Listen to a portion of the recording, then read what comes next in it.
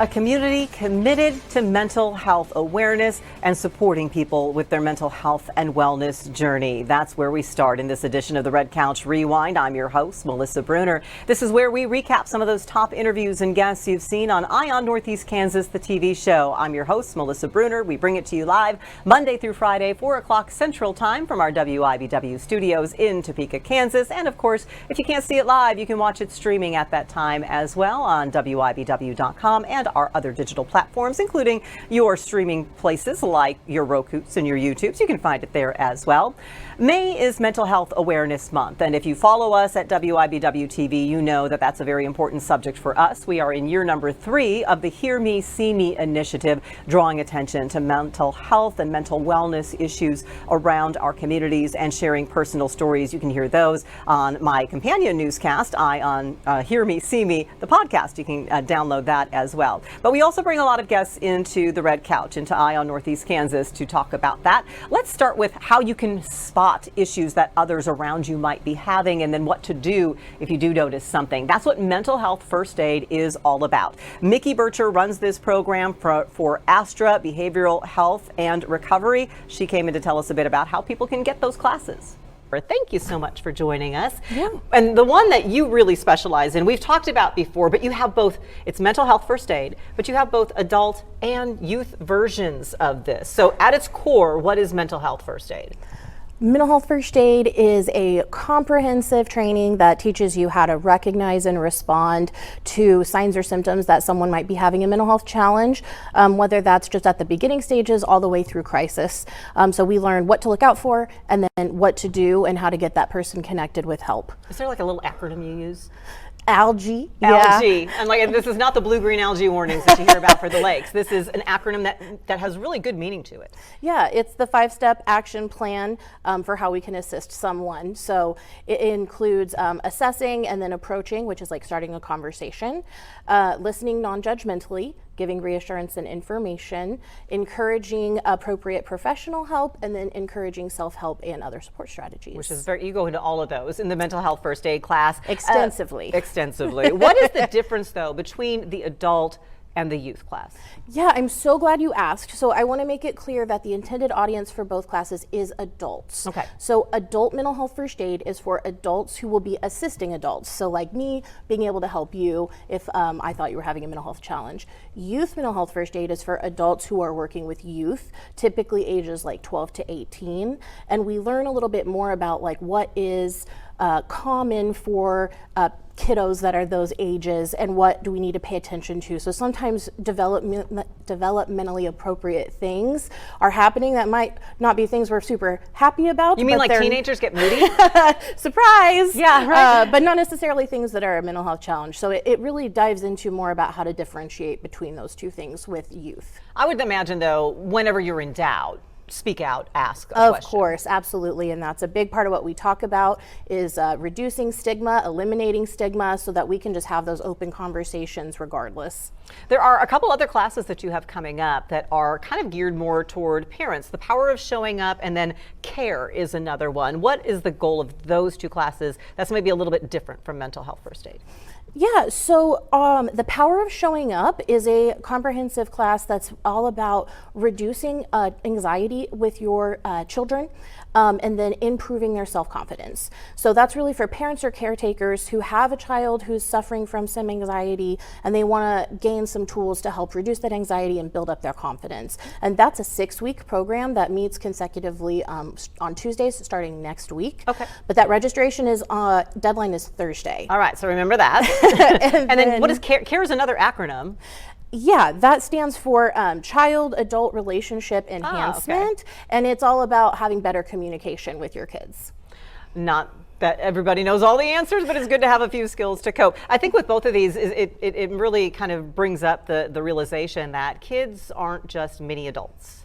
Yeah, absolutely. They are not just mini adults. They are independent people. They are. But they're having a lot of different like biological things happening that adults might not be having, and just lots of different changes that they're learning how to adapt and learning. They're still learning how to adapt. We still learn as adults, but they're learning a lot, you know. Backing up to mental health first aid, you have some sessions that are coming up. Are these the one-day classes or are these more than one day? How does it work? Yeah, so for mental health first aid, I do have a youth class. That one is on Monday. It is a full day class from 8 to 5, but that is a show up and we'll do everything needed in class and you leave certified. So that one is coming up on Monday, May 18th. And then I have an adult class at the end of the month on May 29th. Same thing, 8 to 5, and you show up and you leave certified. You don't have to do anything before or after. Do you have fees attached to any of these classes?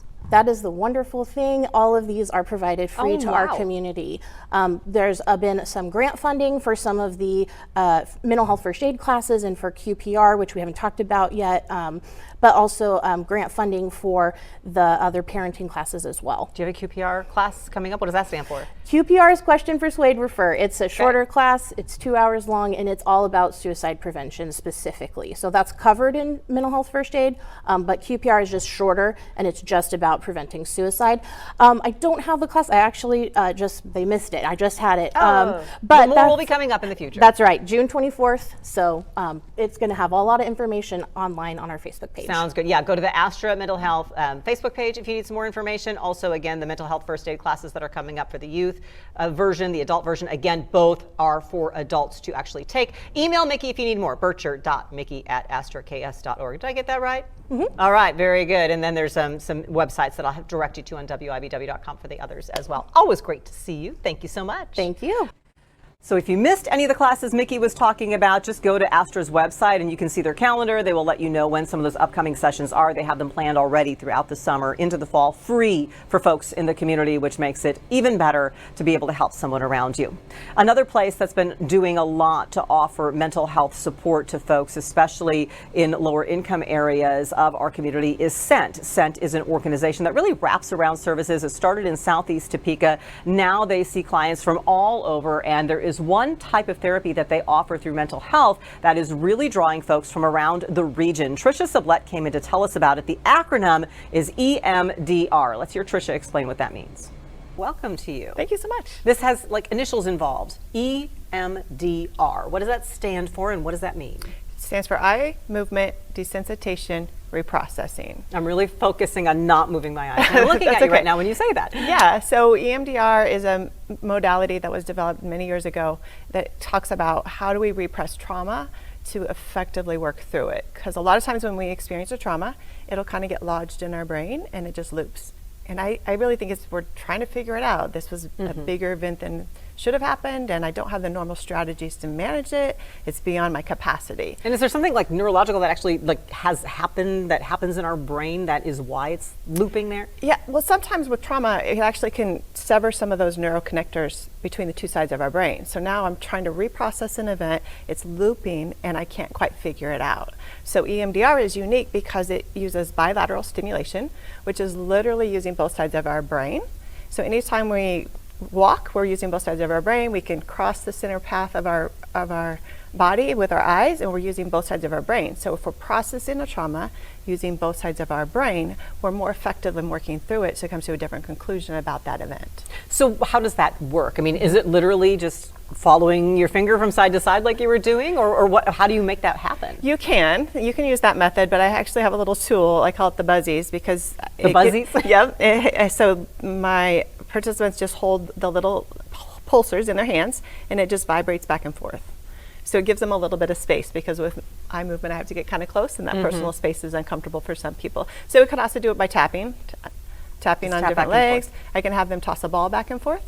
As long as I'm using both sides of the body, I'm activating both sides of the brain. Oh, because we do hear about that one side of our brain controls the other. And when folks suffer a stroke, for example, if it's on one side, then they have it's like exercise for your brain. Kind of, yeah. And so when we're refiring both sides of the brain, is it just a matter of being able to use all our skills? What are we able to access that maybe we couldn't access before? So what's unique about when you think about trauma, we think, oh, that thing was really scary, but really it's not the actual event that sticks with us so much. So for example, I always use a car accident. If I was in a car accident and now every time I see a red van, I get really freaked out, my brain is saying red van equals danger. So we adopt negative cognitions that we attach to that negative event. And so when we're reprocessing that event, I'm safe now, I'm not in danger, I'm not in a car even, and I've healed from all my injuries, but that negative cognition is still what thrusts me right back into that feeling like I'm reliving it. So when I'm reprocessing that event, I'm actually working on that negative cognition to say, wait, I am safe. I did make the proper moves, or this weird situation happened that created that. Okay, and so I desensitize that negative cognition, which allows me to remember that memory without feeling like I'm re-triggered and just reliving it. How much is everybody different in how we might experience this? So very different. A lot of it comes with how much resiliency I've had. So we could be in the same car accident and have a very different response, because it depends on our past experiences in life, our training, how much resiliency skills we've been able to develop, and the support systems we have in life. So different experiences. I really dislike it when people are like, oh, that shouldn't bother you. Who's to say what should bother me and what doesn't? It really depends on my life experiences, and this is my story. Is there a way to build resilience more so that Always. we don't get stuck in the loops? Always. There's tons of ways to build resiliency. Mastering a skill, building connection with other people, just tons of different ways that we build our ability to build our capacity to navigate difficult things. All Coping very strategies. interesting. Yeah. So folks, if they're interested in learning more about this, can they just reach out to you? I know we always talk about Scent and how you've been very active in reactivating Southeast Topeka, but you don't have to live in Southeast Topeka to contact Scent. Of course.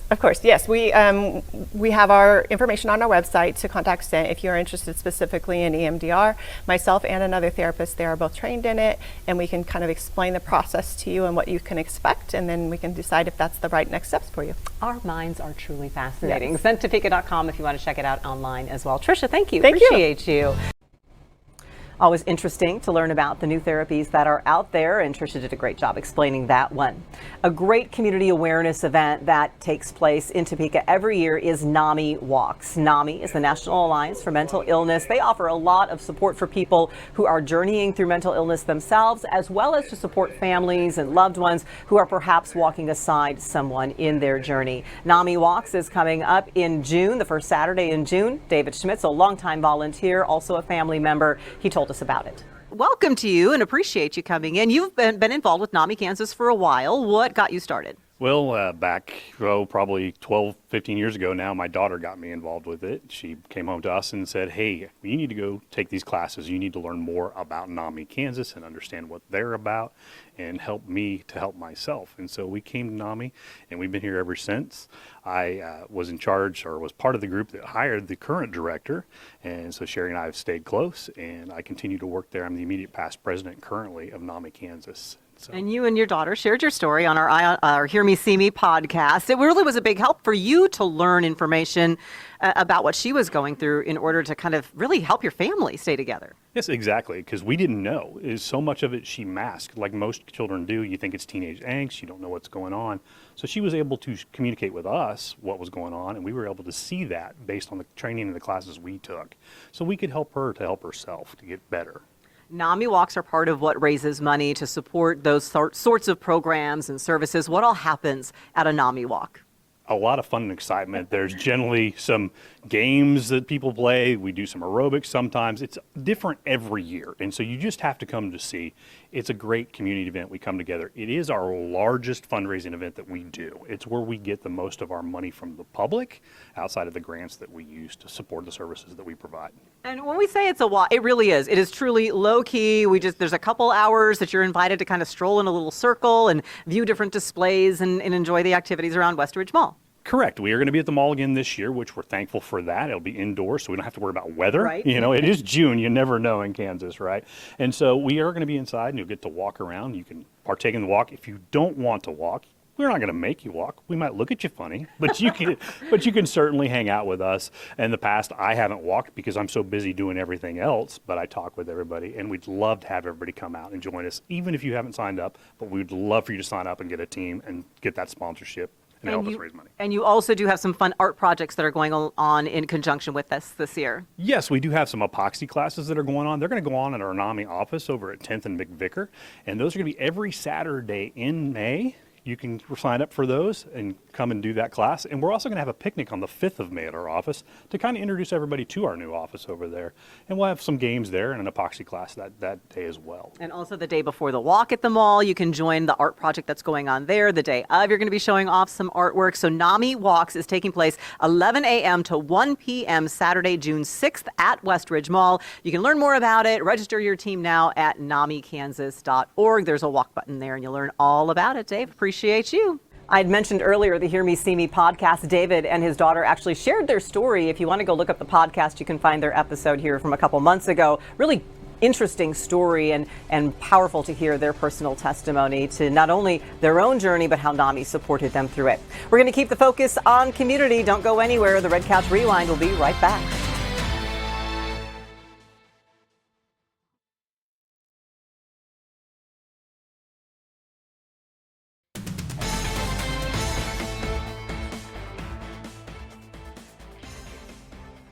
Welcome back into the Red Couch Rewind. You know, some words are more than words for organizations around our area. That includes Topeka Rescue Mission Ministries. Restore is something that they talk about a lot there. And it's not just a word, it's not just a motto that they have. It's a true approach that they use with folks that they see come through their doors and encounter their services. Ashley Davis runs Restore for TRM. John Roberts is also one of their assistant directors over there. They visited us to explain what Restore stands for. That is the word, but it's really seven words in one. That's right. Is what this means. So Ashley, you're the co-director of the program. What does it do? So we meet people where they are. It's where they can take their time and they can save money and they can get where they need to be successful when they get out in housing. So they're going to be with one case manager from start to finish, and then for 12 months after they find housing. So we don't just throw them to the wolves. They are supported all the way through. Is this a new program, John, or is this just a motto that you live by? Yeah, really, this is a new way to do things. So we have had many different services that we provide our guests and people who are unhoused. So we've had an outreach department, and then we've had a case management department. Once our guests got in the shelter, we'd have case managers walk alongside them on their journey towards housing. And then we had a housing department that would help them once they were ready to move back into housing, and then follow them for a year with case management to help them settle into their new life. And so in the past, we've been doing all of those things for several years. But what we discovered is that having them be separate departments led to some disruptions along the way. And especially for some of our folks with some of the trauma that they've been through, these could be disruptive. So you could imagine someone's living on the street, they have an outreach team come out and work with them, build trust, build rapport, help them move towards feeling comfortable to move into the shelter.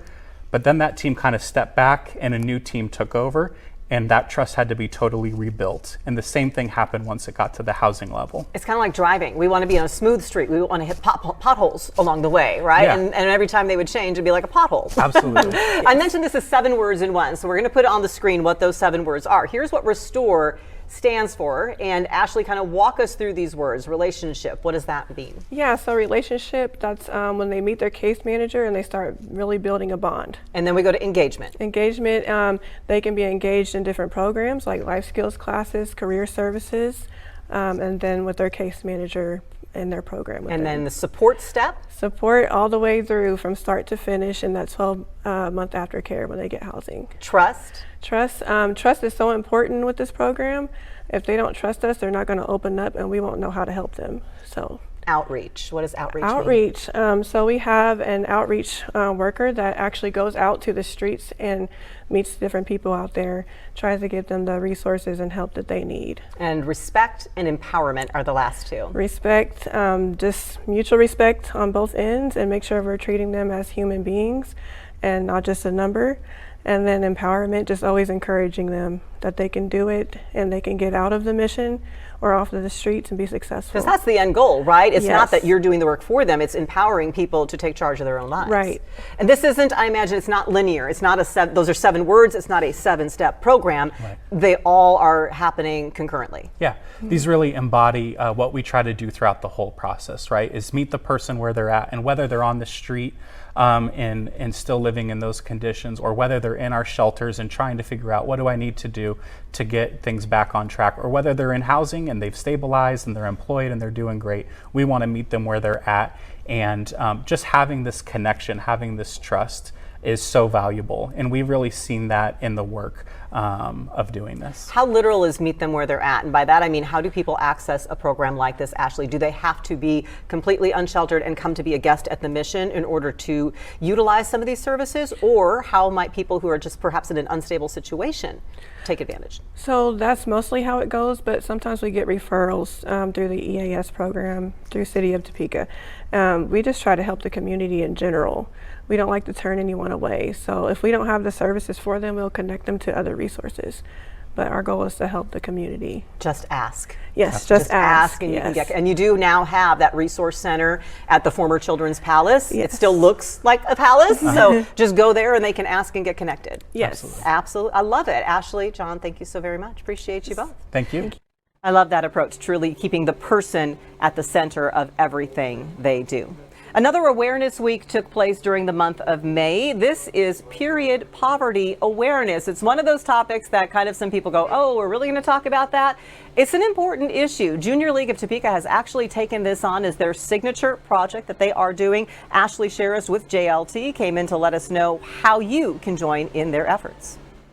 Welcome to you. Thank you. And this is one of those things, it's been getting more attention, but it's not one of those things that people tend to bring up in polite conversation because it has to do with human biological functions, but it's a fact of life. But why is it so important? How big an issue is this? Yeah, well, for some areas, and especially some schools, it's a very big issue. And you're right. I mean, it is amazing even how the last few years in Topeka, talking about periods and what 50% of the population in our town has to go through in terms of having that biological function, people are now overcoming that. And I think that that's wonderful, because I would say 10 years ago, no. We would not be talking about. It's taboo to talk about. We would not be talking about period poverty awareness week. But it happens, and that means, just like when you need supplies to get through it. Otherwise, it's not quite so pleasant.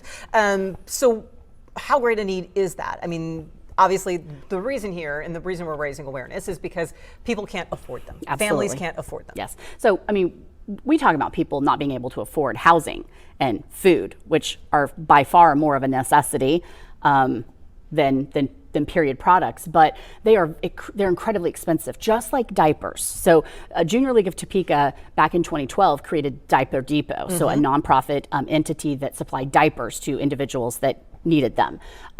We transitioned that project over to community action. So now we've been in the process of, okay, what's next for us? So you identified this. So we identified this. So we are officially going to be launching our project period Topeka for at least the first 3 years, maybe 6 years. Junior League will actually spearhead the project. And so our goal is to create a period pack that would last a female for her full cycle. So typically 5 days is what we're planning for. And we plan to give those out to school districts. We plan to give them out to nonprofits, Beefield of Topeka, Harvesters, Catholic Charities, any organization that will reach individuals that would have a need. We want to partner with to be able to get them as much products as we possibly can. Junior League, we are very blessed in the fact that we have amazing women volunteers that want to just roll up their sleeves, get together and have period packing parties, which is what we call them. And we can pack easily, 500 to 800 period packs in a 2-hour span. And do you have any issues getting rid of them? No. They just get snapped up and they run out. Absolutely. We will run out. Our goal is to every quarter or every other month have a period packing party moving forward with our new project. And I will guarantee you that regardless of what, we could do it every month and we would still run out of products. How can people help you out? They can donate. That is the easiest way because we are able to use their dollar further. We are able to warehouse purchase pads, tampons. We also put liners and we also put hand sanitizer in the period packs. So they donate. Donating money is the best thing you can do. You can go to jltopeka.org and donate funds for period packing. But we also will be doing product drives as well. And if organizations are interested in actually hosting their own period packing party with Junior League, we'd love to talk to them about that as well. And what happens is if ladies don't have the supplies, they don't do things. They stay home. And for young ladies, that means missing school. Real quick, give me that fact that you kind of said. The statistic that I hate to share, but so real, is if a girl has to miss school for 1 week every month, if you take from 6th grade to 12th grade, if they have to miss that week every month, they will miss out on a 1.5 years of schooling. And I think that's absolutely amazing. That is not okay, and in our community, we're gonna move forward to make sure that girls do not have to worry about that. We're not talking about social things. We're talking about school. No, we're talking about school. TopekaJL.org is where you can go to help out. Ashley, thank you. Appreciate you opening our eyes Thank to you. this. Be watching for their projects, certainly an important issue, one that needs to be addressed. Plus, the Junior League ladies are also a lot of fun. So there is that you can keep in mind as well. Speaking of fun, summer brings a lot of fun for kids, and Capper Foundation believes that your abilities should not stand in the way of being able to join in those activities. That's what their summer camps are all about. They're actually learning sessions that they put on. One helps kids with challenges, different abilities, learn how to bike independently. Another one teaches them how to swim, which is actually a pretty big safety issue as well. So we had Terry Steinman with Capper Foundation come in alongside Kim Williams-Gaston. Now, Kim is a volunteer. She also has a child who's been through these programs. So they told us what these are all about and why they are so important. And these are so fun because it really is about the I can. Yes, it So is. tell us first of all, I Can Bike is up first. Yes. What happens there? It's basically trying to teach people to ride a bicycle independently without training wheels. And we always talk about kids, but really, who is this all open to? This is open to anybody ages 8 and up with a disability. And it's great, like you said, kids, it's wonderful because kids, that gives them the opportunity to get out in the neighborhood with the neighborhood kids, feel included with their peers, go on rides with their parents and their families. But later in life, a lot of our adults, they won't drive. So this is a key thing for independence and freedom for them. They can, ride their bike to work, to church, to a friend's house, out to eat. It just gives them a lot more independence and freedom. And then after bicycling, another rite of summer for most kids is swimming. And you have an I Can Swim as well. Yes, we do. And the goals for that are all over the place. It depends on what the family's really looking for. Some families just want to be able to go to the pool or the lake without their kid, screaming when they touch the water. So a lot of times, maybe their goal is just to stick their face in the water and blow bubbles by the end of the week. But then we also have other kids and adults who are there working on strokes for Special Olympics. It's all about safety as well. Yes. So I Can Bike and I Can Swim. Kim, you have a special connection to these programs. I do. So my stepson Ian and I participated in I Can Bike together last year. So it was amazing. It was a really good bonding experience for us. It provided a lot of dignity for him, a lot of autonomy to his abilities to get out and do more things. And now, I'll send him outside to ride his bike and he'll say, "How long?" And I come back and he's been there for 30 minutes. So he's really enjoyed it. And he did I Can Swim. I did not volunteer for that, but he enjoyed it. He loved it. It was really good for him. And Ian's 15, so he was 14 at the time that we did it, but I think that, like Terry says, it's for all ages. It was very helpful. And I know with both programs, we see the progression in the week from that first day when they're like, I don't even know anything about this, to the smiles at the end. But as a family, Kim, what did it mean to you all as the summer kind of approached an end and he was able to join in these things? Yeah, he has a little sister, so Harper's 9, and so Harper would go out and ride her bike, and Ian just didn't have the ability to do that. And so now he will go out and ride with her, and it just has provided so much more for him to be able to do. We live really close to Shunga, and so we'll take the dogs on the walk, and Ian will ride his bike now instead of walk with us. So amazing to see everybody together. Yep. So you have a few spots only remaining in I Can Swim. Correct. Lots of slots remaining for I Can Bike, but you also need volunteers, Terry. Yes. What these programs, how important are those volunteers, and what do you need to do to be a volunteer? The volunteers can't be thanked enough for this. The programs can't go on without them. So we need 2 volunteers per rider on I Can Bike. So that's potentially 60 volunteers. We do have the kinesiology department at Washington University. They step up and get their workout. Yeah, they come in for sessions 1 and 2 most of the time. And then Home Depot usually comes in and fills some spots too in session 5. But we need people ages 14 and up. It's great for high school kids if they're looking for volunteer hours, because I know a lot of the high schools require volunteer hours, and this is a really fun way to do it. And then we also want to mention that I Can Golf, the I Got This Golf Camp, that is in October, but they're already taking enrollment for that. And Terry, super fun, Concert for a Child is going to be free at Evergy Plaza this June. Once again, the date is June 19th for Concert for a Child. Again, free community concert.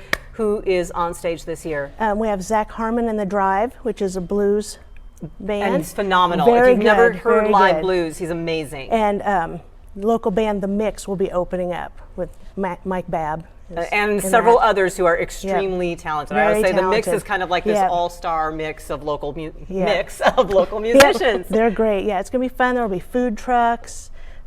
We've got raffles that'll be going on. It'll just be a really fun night. All the information, all the registration and volunteer sign up is all at capper.org. Go see it. Terry, Kim, thank you both. Appreciate you being here. Be sure to head to capper.org if you are interested at all in getting your kids signed up, or if you have a young person, remember, age 15 and older, they need volunteers for these activities as well. So if you think you want to spend a week helping out and feeling good and just having a great time with all of these folks, head on over to capper.org to find out. And by the way, later on in the month of June, Capper will have their Concert for a Child, a free event, a blues concert from Zach Harmon this year. That's going to be taking place down at Evergy Plaza, so you can find those details as well. We've had a lot of fun, a lot of important issues being discussed here. Remember, you can see all of these video clips along with the clips from all of our guests. If you head to WIBW.com, just click down on Eye on Northeast Kansas. You'll find them all there. They also are gathered in one section on our various digital platforms, so you'll find them under the WIBW on WIBW.com, on the streaming platforms, on our news app as well. So check them all out, get a little feel for what we have going on around the capital city and around Northeast Kansas. And until next time, we'll see you on the Red Couch.